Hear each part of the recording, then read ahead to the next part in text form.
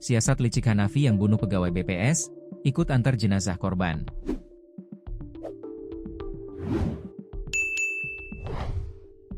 Pelaku pembunuhan Aditya Hanafi alias A, 27, terhadap rekannya sendiri pegawai Badan Pusat Statistik, BPS, Halmahera Timur, Haltim, Maluku Utara, bernama Karya Listianti Pertiwi alias Tiwi alias KLP, 30, ternyata sempat ikut rombongan pengantar jenazah.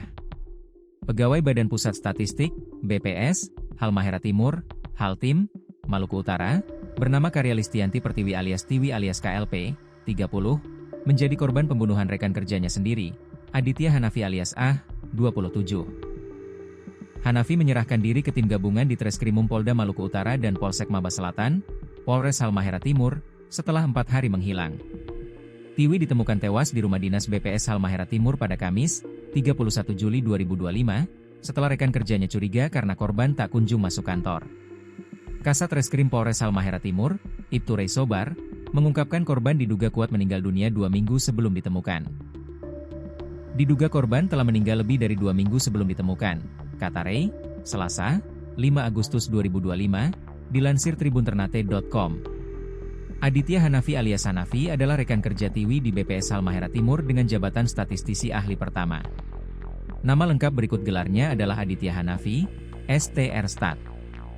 STR Stat adalah singkatan dari Sarjana Terapan Statistika. Gelar ini merupakan gelar vokasi yang diberikan kepada lulusan program studi Diploma 4, D4, bidang statistika.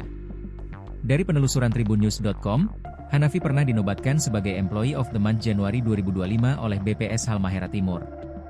Hal ini diketahui dari unggahan Instagram Shaltim pada 25 Maret 2025. Hanafi diketahui telah menikah dengan calon istrinya yang juga rekan kerja di BPS Halmahera Timur, AFM, pada 27 Juli 2025. Pernikahan keduanya berlangsung 6 hari setelah Hanafi menghabisi nyawa Tiwi.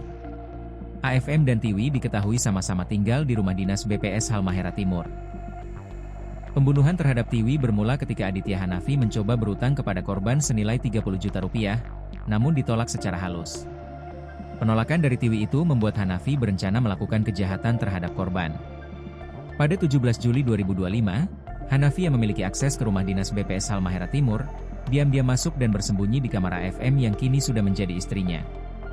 Pelaku meminjam uang, tapi tidak diberikan.